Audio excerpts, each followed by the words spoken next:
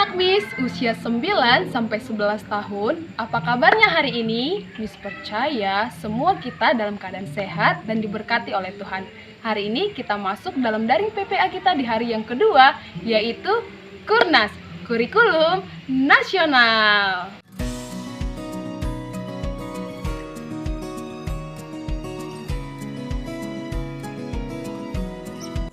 Nah, sebelumnya Miss ingin bertanya, apa saja sih jenis perubahan pada benda yang kalian ketahui? Ya, benar sekali. Jenis perubahan pada benda yang pertama adalah pelapukan.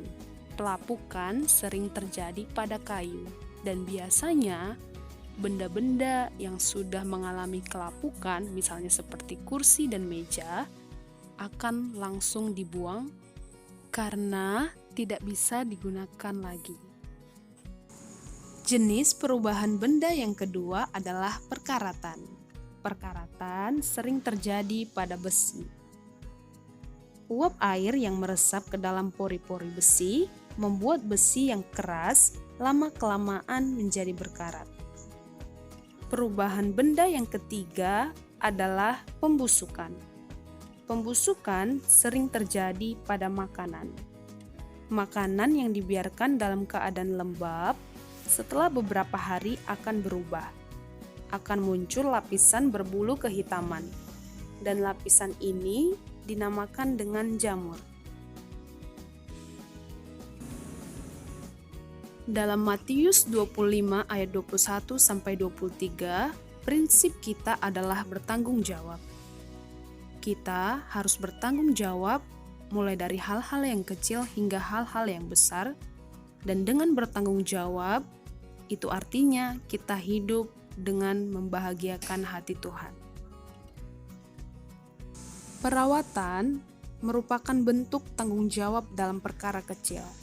Banyak sekali orang yang mengabaikannya, sehingga mengakibatkan kerusakan yang parah dan bukan hanya membahayakan penggunanya, tetapi juga merugikan dari segi biaya.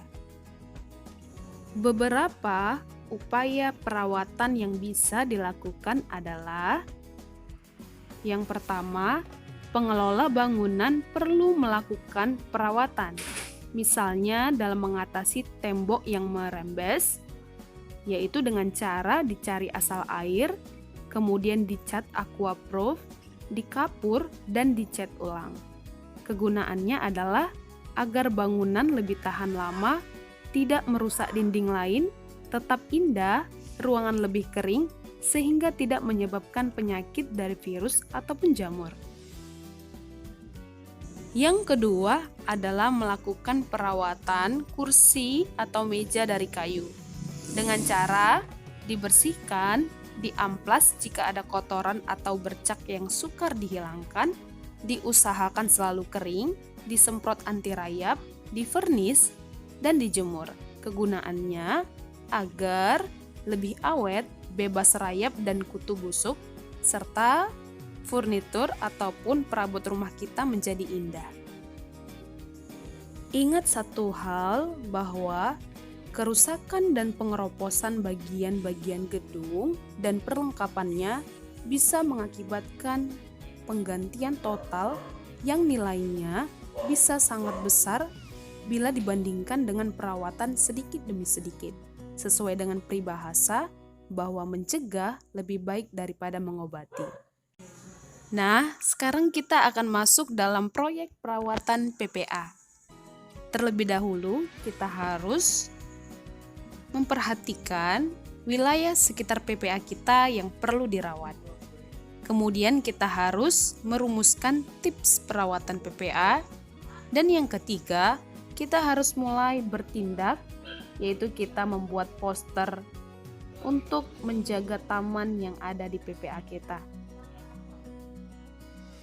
Sekian materi kita untuk hari ini, dan ini untuk tugas kamu di rumah. Selamat mengerjakan. Tuhan Yesus memberkati.